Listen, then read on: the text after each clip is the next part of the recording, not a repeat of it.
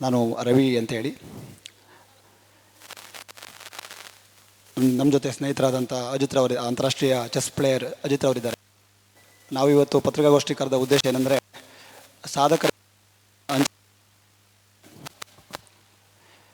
February ತಿಂಗಳು 2023 ಮುಡಾ ವತಿಯಿಂದ ಕ್ರೀಡಾಪಟುಗಳಿಗೆ ಮತ್ತು ವಿವಿಧ ಕ್ಷೇತ್ರಗಳಲ್ಲಿ ಸಾಧನೆ ಮಾಡಿದವರಿಗೆ, ಅಂದರೆ ಕಲೆ, ವಿಜ್ಞಾನ, ಸಾಹಿತ್ಯ, ವೈದ್ಯಕೀಯ, ರಾಷ್ಟ್ರೀಯ ಮಟ್ಟದಲ್ಲಿ ಮಾನ್ಯತೆ ಪಡೆದ ಕ್ರೀಡಾಪಟುಗಳು, ಇವರಿಗೆ 5% ಮತ್ತು 2% ಹೀಗೆ ಸೇವೆಯಲ್ಲಿ ನಿರತರಾಗಿ ಹುತಾತ್ಮರಾದ ಯೋಧರಿಗೆ, ಹೀಗೆ ಎಲ್ಲರಿಗೂ ಕೂಡ ನಾವು ಸೈಟ್ಗಳನ್ನ ಕೊಡ್ತೀವಿ ಅಂತೇಳಿ ಹೆಚ್ ಕ್ಯಾಟಗರಿನಲ್ಲಿ ವಿಶೇಷ ನಿವೇಶನ ಹಂಚಿಕೆ ಮಾಡುವ ಉದ್ದೇಶದಿಂದ ಮುಡಾ ವತಿಯಿಂದ ಪೇಪರ್ ನೋಟಿಫಿಕೇಷನ್ ಆಗಿ ಅಪ್ಲಿಕೇಶನ್ನ ಕರೆದಿದ್ದರು.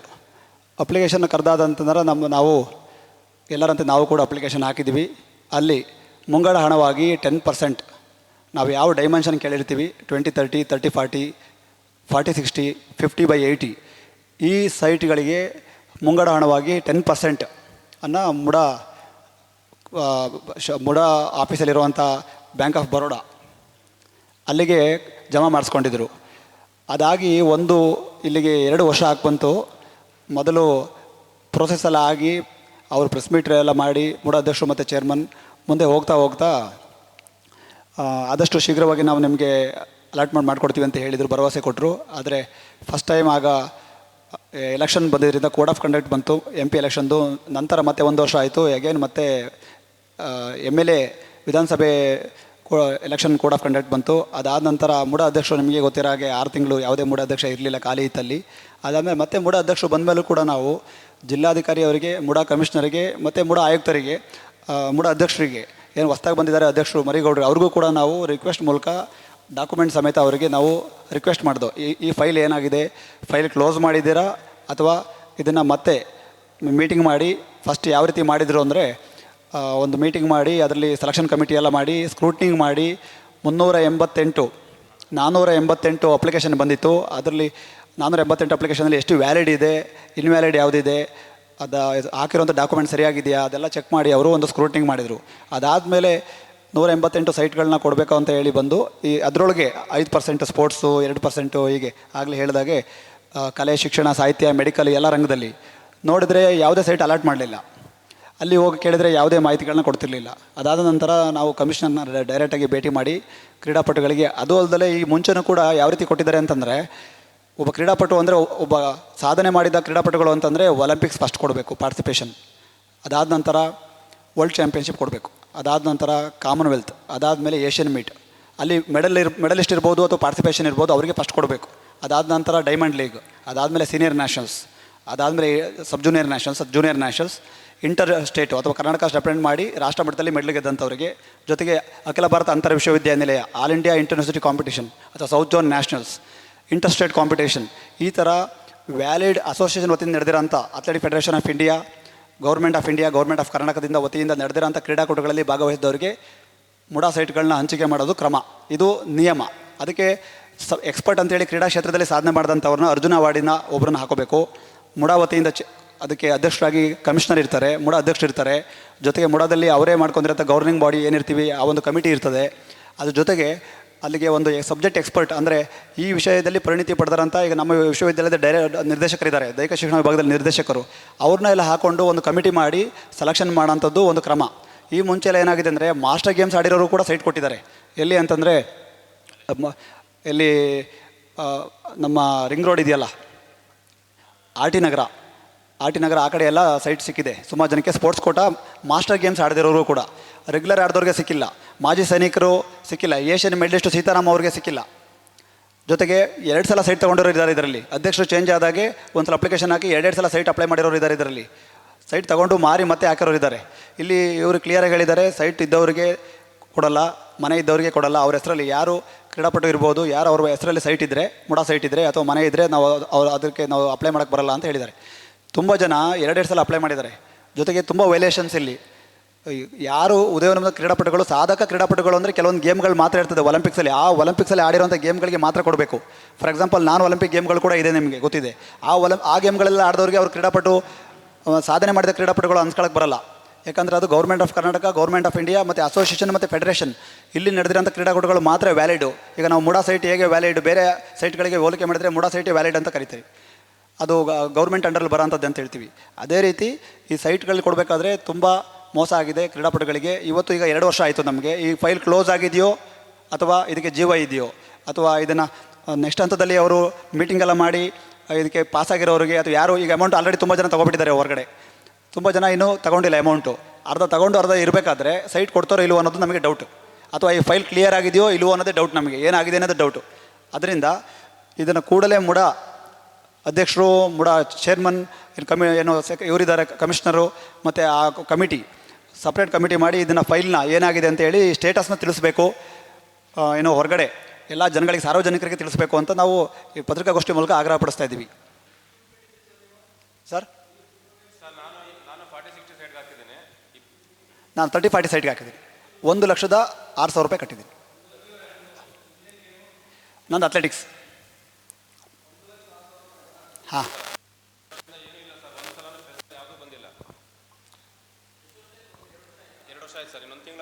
ಸರ್. ಹಾಂ ಸರ್, ಫೆಬ್ರವರಿ 2023ಕ್ಕೆ ಅಪ್ಲಿಕೇಶನ್ ಹಾಕಿದ್ದು. ಸೊ ಇನ್ನು ಡಿಸೆಂಬರ್ ಮುಗ್ದೇ ಹೋಯ್ತು. ನಂದು ಅಜಿತ್ ಅಂತ ಚೆಸ್ ಪ್ಲೇಯರು, ಇಂಟರ್ನ್ಯಾಷನಲ್ ಮೆಡಲಿಸ್ಟ್. ನಾನು ಹೌದು ಚೆಸ್ ಪ್ಲೇಯರು, ಮತ್ತು ನಾನು ಚೆಸ್ ಕೋಚ್ ಕೂಡ. 12 ಜನ ಇಂಟರ್ನ್ಯಾಷನಲ್ ಮೆಡಲಿಸ್ಟ್ ಮಾಡಿದ್ದೀನಿ ನನ್ನ ಸ್ಟೂಡೆಂಟ್ಸ್ನ. ಸೊ ನನ್ನ ಹತ್ರ ಯಾವುದೂ ಮನೆ ಇಲ್ಲ, ಸೈಟ್ ಇಲ್ಲ. ನಾನು ಜಾಸ್ತಿ ಅಲಿತಾ ಇರೋದೇ ನಾನು ಒಬ್ಬನೇ ಮುಡಾದಲ್ಲಿ. ಸೊ ಎಲ್ಲರ ಹತ್ರನೂ ನೋಡಿ, ಅಧ್ಯಕ್ಷರಿಗೆ ಎಲ್ಲನೂ ಅಕ್ಲಾಜ್ಮೆಂಟ್ ಇದೆ ನನ್ನ ಹತ್ರ. ಒಬ್ಬರು ಒಂದು ರೆಸ್ಪಾನ್ಸ್ ಮಾಡ್ತಾ ಇಲ್ಲ. ನಾನು 40-60ಗೆ 2,10,000 ರೂಪಾಯಿ, 9,000 ರೂಪಾಯಿ ಕಟ್ಟಿದ್ದೀನಿ. ಸಡನ್ನಾಗಿ ಸರ್ ಫೆಬ್ರವರಿ ಫಸ್ಟ್ ವೀಕಲ್ಲಿ ಅನೌನ್ಸ್ ಮಾಡಿದ್ರು. ಎಲ್ಲಿ ಸಹ ದುಡ್ಡಿರುತ್ತೆ, ನಾವು ಇಂಟ್ರೆಸ್ಟ್ ಕೊಟ್ಟು ತಂದು ಅಪ್ಲಿಕೇಶನ್ ಹಾಕಿದ್ವಿ. ಯಾಕಂದರೆ 2017ರಲ್ಲಿ ಇದೇ ಥರ ಲಲಿತಾದಿಪುರಮಲ್ಲಿ ಕರೆದಿದ್ರು. ಆವಾಗ ನನ್ನ ಹತ್ರ ದುಡ್ಡು ಇರಲಿಲ್ಲ, ತುಂಬ ಚೀಪಾಗಿ ಸಿಗ್ತಿತ್ತು ಸೈಟ್. ಆಗ ಬರೀ 40-60 ಬರೀ 12 ಲಕ್ಷಕ್ಕೆ ಕೊಟ್ಟಿದ್ದವರು ಮೂಡಾದಿಂದ. ಏನೂ ಇಲ್ಲ ಸರ್, ಏನಾಗಿದೆ ಅಂತ ಒಂಚೂರು ಹೇಳ್ತಾ ಇಲ್ಲ. DC ಅವ್ರಿಗೆ ಹೋಗಿ ಕೇಳಿದ್ರೆ ಕಮಿಷನರ್ಗೆ ಹೋಗಿ ಭೇಟಿ ಮಾಡಿ ಅಂತಾರೆ, ಇಲ್ಲಿ ಮೂಡಾ ಕಮಿಷನರ್ಗೆ. ಇವ್ರಿಗೆ ಹೋಗಿ ಕೇಳಿದ್ರೆ ನನಗೆ ಗೊತ್ತೇ ಇಲ್ಲಪ್ಪ ಅಂತಾರೆ.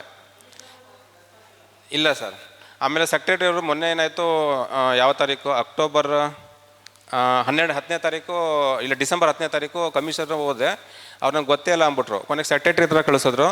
ಅವ್ರ ಹತ್ರ ಹೋಗಿ ಮಾತಾಡಿದ್ಮೇಲೆ ಸ್ವಲ್ಪ ಕುಂತು ಮಾತಾಡಿದ್ರು. ಸರ್, ಇದು ಅವರು ಹೇಳ್ತಾ ಇರೋದು, ಇದು ಏನಾಗಿದೆ ನನಗೂ ಗೊತ್ತಿಲ್ಲಪ್ಪ, ನಾನು ಮಾತಾಡ್ತೀನಿ. ಈಗ ಇಂಥ ನಿಮ್ಮಂಥ ಕ್ರೀಡಾಪಟುಗಳು ಕೊಡ್ದೇ 50-50 ಕೊಡ್ಕೊಂಡು ಕೂತಿದ್ದಾರೆ ಹಳಬ್ರು ಸರ್ಕಾರ, ಹಳೆ ಅಧಿಕಾರಿಗಳು. ನನಗಿದ್ರ ಬಗ್ಗೆ ನನಗೆ ಐಡಿಯಾ ಇಲ್ಲ, ನಾನು ಕುಂತು ಮಾತಾಡ್ತೀನಿ ಅಂದರು. ಬಟ್ ಇಲ್ಲಿವರೆಗೂ ಈ ಅಪ್ಲಿಕೇಶನ್ ಹಾಕಿದ್ಮೇಲೆ ಒಂದು ಸಲನೂ ಪೇಪರಲ್ಲಿ ಬಂದಿಲ್ಲ. ನಿಮ್ಮ ಗೂಗಲಲ್ಲೇ ಬೇಕಾದ್ರೆ ಚೆಕ್ ಮಾಡಿ, ಮೂಡಾ 188 ಸೈಟ್ ಅಂತ ಹೊಡೆದ್ರೆ ಬರುತ್ತೆ. ಅದರಲ್ಲಿ ನ್ಯೂಸಲ್ಲಿ ಬರುತ್ತೆ. ಸುಮಾರು 5-6 ಪತ್ರಿಕೆಗಳು ಬಂದಿದೆ. ಅದರಲ್ಲಿ ಫಸ್ಟ್ ಒಂದು ಮಾತ್ರ 4ನೇದಲ್ಲೂ ಬಂದಿರಬೇಕು, ವಿಜಯ ಕರ್ನಾಟಕದಲ್ಲಿ. 488 ಅಪ್ಲಿಕೇಶನ್ ಆಗಿತ್ತು. ಆಮೇಲೆ ಡೈರೆಕ್ಟರ್ ಯೋಗರಾಜ್ ಭಟ್ರು ಹಾಕಿದರು, ಮತ್ತು ಮಂಡ್ಯದ 5 ರೂಪಾಯಿ ಡಾಕ್ಟ್ರು ಕೂಡ ಅಪ್ಲಿಕೇಶನ್ ಹಾಕಿದ್ದಾರೆ ಅಂತ ಬಂದಿತ್ತು ಅಷ್ಟೇ. ಅದು ಬಿಟ್ಟರೆ ಪೇಪರಲ್ಲಿ ಒಂದು ಮೆಸೇಜ್ ಬಂದಿಲ್ಲ. ಸೆಲೆಕ್ಟ್ ಅಂದರೆ ಅದು ಲೀಸ್ಟ್ ಮಾಡ್ತಾರೆ ಸರ್, ಲೀಸ್ಟ್ ಮಾಡ್ತಾರೆ. ಅದು ಲೀಸ್ಟ್ ಅವ್ರ ಹತ್ರ ಇದೆ, ತೋರಿಸಲ್ಲ, ಅದು ಸೀಕ್ರೆಟಲ್ಲೇ ಇದೆ. ಅದು ಇಲ್ಲ ಸರ್, ಆ ಥರ ಏನಿಲ್ಲ ಸರ್. ಇದು 1 ತಿಂಗಳಲ್ಲಿ ಆಗೋ ಕೆಲಸ ಸರ್. ಇದು ಜಸ್ಟ್ 1 ತಿಂಗಳು ಕೆಲಸ ಆಗೋ ಕೆಲಸ ಇದು. ಅವರು ನಿಮಗೆ ಲೀಸ್ಟ್ ಮಾಡ್ತಾರೆ, ಸೀಡಿಂಗ್ ಪ್ರಕಾರ ಲೀಸ್ಟ್ ಮಾಡ್ತಾರೆ, ಆಲ್ಟರ್ನೇಟ್ ಪ್ರಕಾರ. ಅದಾದಮೇಲೆ ನಮ್ಮ ಮನೆಗೆ ಬಂದು ಚೆಕ್ ಮಾಡ್ತಾರೆ, ನಿಮ್ಮ ಹತ್ರ ಸೈಟ್ ಇದೆಯಾ, ಮನೆ ಇದೆಯಾ. ಯಾಕಂದರೆ ರೂಲ್ಸ್ ಇದೆ ಅದು. ಸೊ ನಿಮ್ಮ ಹತ್ರ ಮನೆ ಇದ್ದರೆ ಸೈಟ್ ಇದ್ದರೆ ಕೊಡೋಲ್ಲ ಅಂತ ರೂಲ್ಸ್ ಇದೆ. ನಾನು ಬಾಡಿಗೆ ಮನೇಲಿ ಇರೋದು. ನಾನು ಬನ್ನಿ ನೇರವಾಗಿ ಅಂದೆ ನಾನು. ಸೊ ಮನೆಗೆ ಬಂದು ಚೆಕ್ ಮಾಡ್ತಾರೆ, ಅಕ್ಕಪಕ್ಕ ಕೇಳ್ತಾರೆ, ಇವತ್ತು ಸ್ವಂತ ಮನೆನ, ಮತ್ತು ನಮಗೆ ಕರೆಂಟ್ ಬಿಲ್ಲು ಅವೆಲ್ಲ ಚೆಕ್ ಮಾಡ್ತಾರೆ. ಮತ್ತು ಆಧಾರ್ ಕಾರ್ಡ್ ಪ್ರತಿಯೊಂದು ನನ್ನ ಒಬ್ಬಂದೇ ಅಲ್ಲ, ನಮ್ಮ ಕುಟುಂಬದಲ್ಲಿ ಯಾರಿಗೂ ಕೂಡ ಸ್ವಂತ ಮನೆ ಇರಬಾರ್ದು ಅಂತ ರೂಲ್ಸ್ ಇರೋದು ಮೂಡಾ ವ್ಯಾಪ್ತಿಯಿಂದ, ಯಾವುದೂ ಇಲ್ಲ. ಸೊ ಇದು ಪ್ರೊಸೆಸ್ ಬರೀ 1 ತಿಂಗಳಲ್ಲಿ ಆಗೋ ಕೆಲಸ ಇದು. ಸೊ ಇದು ಏನಾಗಿದೆ ಅಂದರೆ ತಲೆನೇ ಕೆಡಿಸ್ಕೊಳ್ತಾ ಇಲ್ಲ. ಹಳೆ ಸರ್ಕಾರ ಹೋಯಿತು, ಮತ್ತು ಮರಿಗೌಡರು ಬಂದಿದ್ದರು, ಅಧ್ಯಕ್ಷರಾಗಿದ್ರಲ್ಲ, ಚೇರ್ಮನು. ಆವಾಗ ನಾನು ಅರ್ಜಿ ಭೇಟಿ ಕೊಟ್ಟೆ. ಅವರು ಆದಮೇಲೆ ಮತ್ತೆ ಈಗ DC ಅವರಾದರು. DC ಅವ್ರಿಗೂ ಹೋಗಿ ನಾನು 3 ಸಲ ಭೇಟಿ ಮಾಡಿದ್ದೀನಿ. DC ಅವರು ತುಂಬ ಬ್ಯುಸಿ ಇರ್ತಾರೆ. ನಾನು ಬೆಳಗ್ಗೆ 9:00ವರೆಗೆ ಹೋಗಿ ಮಧ್ಯಾಹ್ನ 2:00ವರೆಗೂ ಕಾದಿದ್ದೀನಿ. 4 ದಿನ ಕಾದಿದ್ದೀನಿ. 5ನೇ ದಿನ ಸಿಕ್ಕಿದ್ರು ನನಗೆ. ಸೊ ಅವರು ಬ್ಯುಸಿ ಇರ್ತಾರೆ, ಯಾಕಂದರೆ ಅವ್ರದ್ದು 108 ಕೆಲಸಗಳಿರುತ್ತೆ. ಸೊ ಸರ್ಗೆ ಭೇಟಿ ಮಾಡಿದ ತಕ್ಷಣ ಹೊರಗಡೆ ಸಿಕ್ಕಿದ್ರು, ಸ್ಟೆಪ್ಸ್ ಹತ್ರನೇ. ಅಲ್ಲಿ ಭೇಟಿ ಮಾಡಿ ಹೇಳಿದಾಗ ನನಗೇನು ಗೊತ್ತಿಲ್ಲಪ್ಪ, ನಾನು ಏನಿದ್ರು ಅದು ಫೈನಲ್ ಕೆಲಸ ಮಾಡೋದು, ಅಲ್ಲೋಗ್ಬಿಟ್ಟು ಕಮಿಷನರ್ಗೆ ಭೇಟಿ ಮಾಡು. ಅವರೇನಾದ್ರು ಫೈಲ್ ಮೀಟಿಂಗಲ್ಲಿ ಇಟ್ಟರೆ, ಈಗ ಆಲ್ರೆಡಿ 2 ಮೀಟಿಂಗ್ ಆಗಿದೆ ಮೂಡಾದಲ್ಲಿ. ಮತ್ತು ಈ ತಿಂಗಳು 24ಕ್ಕೆ ಮೀಟಿಂಗ್ ಇದೆ, ಡಿಸೆಂಬರಲ್ಲಿ. ಎಲ್ಲ ಹೇಳಿದ್ದೀನಿ ಸರ್, ನಾನು ಅಲ್ದು ಚಪ್ಪಲಿಸೋದೆ.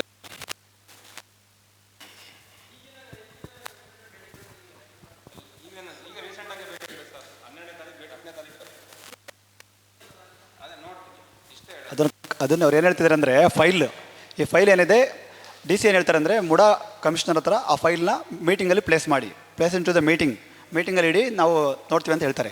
ಇವ್ರು ಹೋದರೆ ಮೀಟಿಂಗಲ್ಲಿ ಅದನ್ನು ಇಡಲ್ಲ. ಆ ಫೈಲ್ ಎಲ್ಲಿದೆ ಅಂದರೆ ಯಾವ ಫೈಲ್ ಅಂತ ಕೇಳ್ತಾರೆ. ಯಾಕಂದರೆ ಯಾವ್ಯಾವ ಫೈಲ್ ಏನಾಗಿದೆ ಅನ್ನೋದು ಈಗ ಇರೋರಿಗೆ ಗೊತ್ತಿಲ್ಲ, ಆ ಮಾಹಿತಿ ಇಲ್ಲ.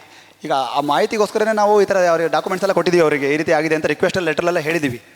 ಇನ್ನೊಂದೇನೆಂದರೆ ಇವರು ಕರ್ನಾಟಕದ ಆದ್ಯಂತ ಕ್ರೀಡಾಪಟುಗಳನ್ನ ಅಪ್ಲಿಕೇಶನ್ ಕರೆದಿದ್ದಾರೆ. ಮೈಸೂರಲ್ಲಿರೋಂಥ ಕ್ರೀಡಾಪಟುಗಳಿಗೆ ಸೈಟ್ ಕೊಟ್ಟಿಲ್ಲ ಇನ್ನೂ. ಈಗ 1123 ಸೈಟ್ ಉಳಿದಿದೆ ಇಲ್ಲಿ ಇದುವರೆಗೆ.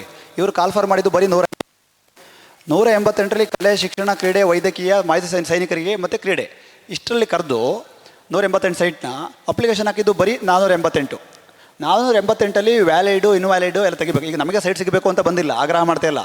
ನಾನು ಎಲಿಜಿಬಲ್ ಇದ್ದರೆ ಮೆರಿಟ್ ಲಿಸ್ಟಲ್ಲಿ ಬಂದರೆ ಕೊಡಿ, ಆದರೆ ಆ ಫೈಲ್ ಯಾಕೆ ಇನ್ನೂ ಅದನ್ನು ಕ್ಲೋಸು ಮಾಡಿಲ್ಲ ಅಥವಾ ಅದನ್ನು ಮುಂದುವರಿಸ್ತಾನೂ ಇಲ್ಲ. 2 ವರ್ಷದಿಂದ ಸೈಟ್ ಕೂಡ ಅಲಾಟ್ ಮಾಡಲಿಲ್ಲ. ಈಗ ಕ್ರೀಡಾಪಟುಗಳಂತಂದರೆ ಮೈಸೂರಲ್ಲಿ ಇರೋರು ಟ್ಯಾಕ್ಸ್ ಕಟ್ತಾರೆ, ಮೈಸೂರಲ್ಲಿ ಇರೋರು ವಾಸ ಇದ್ದಾರೆ, ಬಾಡಿಗೆ ಮನೇಲಿದ್ದಾರೆ, ರೆಂಟೆಡ್ ಹೌಸಲ್ಲಿದ್ದಾರೆ, ಹೊರಗಡೆಯಿಂದ ಬಂದು ಸೆಟ್ಲ್ ಆಗಿರೋರು ಇದ್ದಾರೆ ಕ್ರೀಡಾಪಟುಗಳಲ್ಲಿ.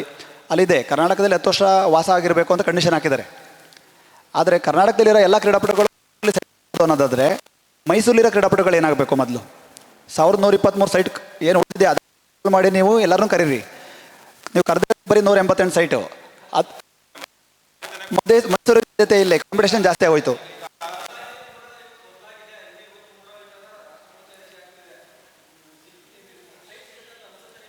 ಸರ್ ಈಗಿನ ಇದನ್ನು ನೋಡ್ತಾ ಇದ್ದರೆ ಅದಕ್ಕೋಸ್ಕರನೇ ಈಗ 60% ಜನ ಅಮೌಂಟನ್ನ ವಾಪಸ್ ತಗೊಂಡ್ರು, ಕಟ್ಟಿರೋರೆಲ್ಲ ವಾಪಸ್ ತಗೊಂಡ್ರು. ಇದು ಬೇರೆಯವ್ರ ಜೊತೆ ಕಾಂಪಿಟೇಷನ್ ಅಲ್ಲ, ಇದು ಬರೀ ಸಾಧನೆ ಮಾಡಿದಂಥವ್ರಿಗೆ, ಮನೆ ಇಲ್ಲದೆ ಇದ್ದಂಥವ್ರಿಗೆ ಸೈಟ್ ಕೊಡ್ತೀವಿ ಅಂತ ಹೇಳಿ ಕಾಲ್ಫರ್ ಮಾಡೋದು H ಕ್ಯಾಟಗರಿನಲ್ಲಿ ಕೊಡೋಂಥದ್ದು ವಿಶೇಷ ಕೋಟ ಇದು. ಈ ಕೋಟದಲ್ಲಿ ಬೇರೆಯವರು ಅಪ್ಲೈ ಮಾಡೋಕ್ಕೂ ಆಗಲ್ಲ, ಜನರಲ್ ಆಗಿ ಅಪ್ಲೈ ಮಾಡೋಕ್ಕಾಗಲ್ಲ. ಇಲ್ಲಿ ಅಪ್ಲೈ ಮಾಡಬೇಕಾಗಿರೋದು ಬರೀ ವಿಜ್ಞಾನ, ಸಾಹಿತ್ಯ, ಕಲೆ, ಕ್ರೀಡೆ, ಮಾಜಿ ಸೈನಿಕರು ಮತ್ತು ಮೆಡಿಕಲ್, ಇವರು ಮಾತ್ರ ಅಪ್ಲೈ ಮಾಡಬೇಕಾಗಿದ್ದು. ಇದಕ್ಕೂ ಕೂಡ ಇವರು ಕಾಂಪಿಟೇಷನ್ ಶುರು ಮಾಡೋಕ್ಕೋಸ್ಕರ, ಕಾಂಪಿಟೇಷನ್ ಆಗಲಿ, ಇದರೊಳಗೂ ಕೂಡ ಕಾಂಪಿಟೇಷನ್ ಆಗಲಿ ಅಂತ ಹೇಳಿ ಕರ್ನಾಟಕದ ಆದ್ಯಂತ ಅಪ್ಲಿಕೇಶನ್ ಕರೆದ್ರು.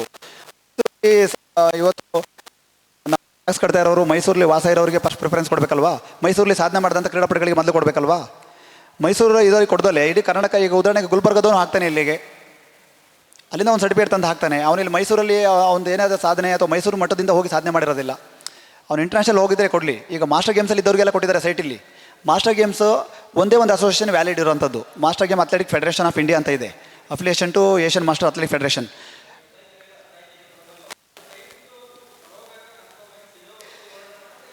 ನಾವು ಹೋರಾಟ ಮಾಡ್ತಿರೋದು ಸಿಗೋವರೆಗೂ ಹೋರಾಟ ಮಾಡ್ತೀವಿ.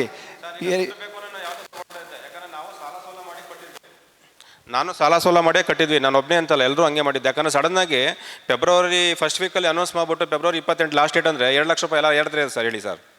ಈಗ ನಮ್ಮ ಸುಬ್ಲಕ್ಷ್ಮಿ ಮೇಡಮ್ ಅಂತಿದ್ದಾರೆ, ರಿಟೈರ್ಡು ಅವರು ಟೀಚರು, ಅವ್ರ PF ದುಡ್ಡು 3 ಲಕ್ಷ ಕಟ್ಟಿ 50/80 ಹಾಕಿದ್ದಾರೆ. ಅವ್ರು ಯೋಗದಲ್ಲಿ ಮೆಡಲ್ ಆಗಿದೆ, ಇಂಟರ್ನ್ಯಾಷನಲ್ ಪಾರ್ಟಿಸಿಪೇಟ್ ಮಾಡಿದ್ದಾರೆ. ಇಲ್ಲ ಸೈಟ್ ಯಾರಿಗೂ ಲೀಸ್ಟ್ ಒಬ್ರಿಗೂ ಕೊಟ್ಟಿಲ್ಲ ಸರ್. 188 ಸೈಟ್ ಇದೆ, 488 ಜನ ಅಪ್ಲಿಕೇಶನ್ ಹಾಕಿದ್ದಾರೆ. ನಿಮ್ಗೆ ಗೂಗಲೆಲ್ಲ ಬರುತ್ತೆ ನೋಡಿ, ಚೆಕ್ ಮಾಡಿ ಸರ್. ಅದು ಮುಡಾ ಸೈಟ್ 188 ಸೈಟ್ ಅಂತ ಹಾಕಿದ್ರೆ ಅಲ್ಲೇ ಬಂದ್ಬಿಡುತ್ತೆ ನಿಮಗೆ.